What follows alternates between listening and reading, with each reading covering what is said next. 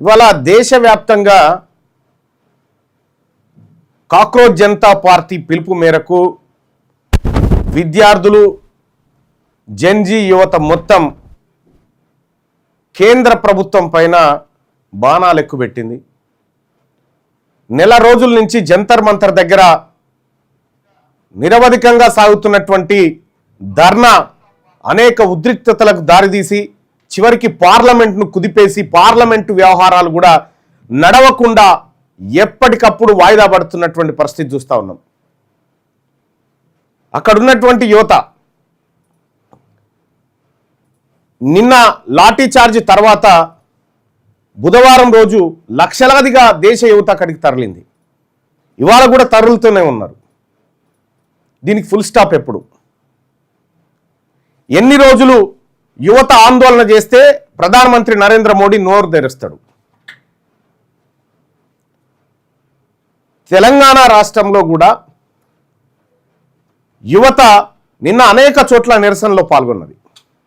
తెలంగాణ రాజ్యాధికార పార్టీ అయితే ప్రతి జిల్లాలో సంఘీభావ ర్యాలీలు తెలియజేసింది విద్యార్థులకు మద్దతుగా. అనేకమైనటువంటి విద్యార్థులు నిన్న ఆర్ట్స్ కాలేజ్ దగ్గర కూడా భారీ ఎత్తున విద్యార్థులు ఒక చోటుకు వచ్చి ఈ దేశంలో విద్యా వ్యవస్థ పైన ఈ దేశ ప్రభుత్వం చేస్తున్నటువంటి నిర్లక్ష్య వైఖరి పైన గొంతెత్తిరు, గలమెత్తిరు, మాట్లాడారు.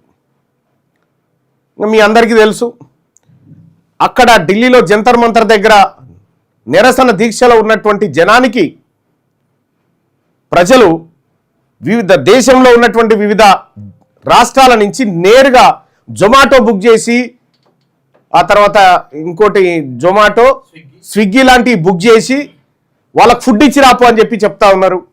ఆ రకంగా ఉద్యమాన్ని మరింత బలోపేతం చేసినారు. అసలు ఈ జెన్జీ ఉద్యమం ఎక్కడికి దారితీయబోతా ఉంది? ఒక సామాన్య ప్రేక్షకుడిగా ఆలోచిస్తే ఏం కనిపిస్తూ ఉంది? మీ అందరికీ తెలుసు, జూలై 21 తారీఖు దాకా ఒక్క నేషనల్ మీడియా కూడా, అంటే మోడీ మీడియా, గోదీ మీడియా అంటారు కదా వాటిని, సో ఆ గోదీ మీడియా ఏది కూడా జంతర్ మంతర్ వైపు పోలే. 22 తారీఖు లాఠీ చార్జ్ అవుతుంది కదా, లాఠీ చార్జీలో పరస్పర తోపులాట అవుతుంది కదా, ఆ తోపులాటలో ఆవేశానికి గురయ్యేటువంటి విద్యార్థులు ఎవరినైనా పోలీసునో లేకపోతే కారునో కొట్టడమో తిట్టమో చేస్తాడు కదా, అవి చిత్రీకరించకపోవడానికి వచ్చింది మీడియా. అవి చిత్రీకరించుకోవడానికి వస్తే సోషల్ మీడియాలో చాలామంది పోస్టులు చూస్తూ ఉన్నాం. ఎట్లాగో ఆడ ఇంటర్నెట్ బంద్ చేసేటువంటి దివాలా కోరుతనానికి కేంద్ర ప్రభుత్వం దిగజారింది.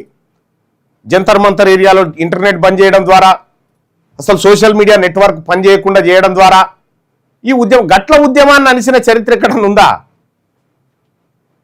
యువత గొంతు నొక్కి ఉద్యమాన్ని అనిచిన చరిత్రలో ఎక్కడ లేదు. మన అన్పడు ప్రధానమంత్రి అసలు ఎందుకు ప్రధానమంత్రికి ఉన్నాడో అర్థం కాదు. ఈ దేశంలో ఉన్నటువంటి మెజారిటీ యువత, వారి తల్లిదండ్రులు అందరూ కూడా ముఖ్యమంత్రి కాదు ప్రధానమంత్రి అయినావు కదా, ఇప్పుడన్నా చెప్పవయా, నోరు తిప్పవయా అని చెప్పారంటే ఇప్పటి వరకు ఆయన నోరు ఇప్పలేడు, సపోర్ట్ చేస్తలేడు. ఎందుకయా ప్రధానమంత్రి నువ్వు ఉండి ఏం లాభమయ్యా ఈ దేశానికి? ఇంతమంది ప్రజలు ఓ వైపు రోడ్డు మీదకి ఎక్కి ఆందోళన చేస్తుంటే ఇంకా చీమునెత్తురులోనికి ఎవరిని కూడా ఆ సీట్లో కూర్చోవాలనిపించేది, అయినా కూర్చుంటున్నాం.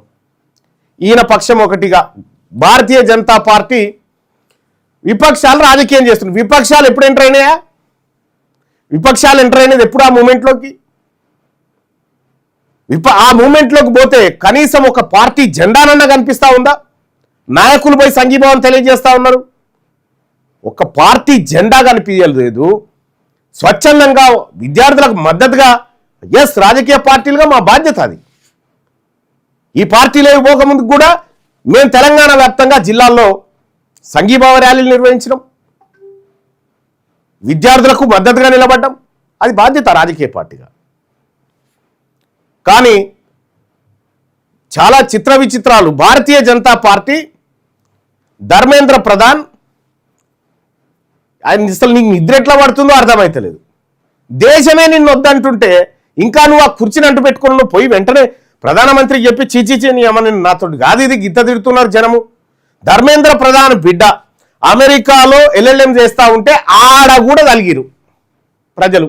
న్యూయార్కు, వాషింగ్టన్ ఎక్కడ చూడు జంజీ ఉద్యమానికి మద్దతుగా ర్యాలీలు తీస్తూ ఉన్నారు. ఇలా అమిత్ షా కొడుకులు వీళ్ళు ఎవ్వరు కూడా ఇక్కడ లేరు, మొత్తం అమెరికా విదేశాలలో చదువుకుంటూ నిమ్మలంగా ఉన్నారు.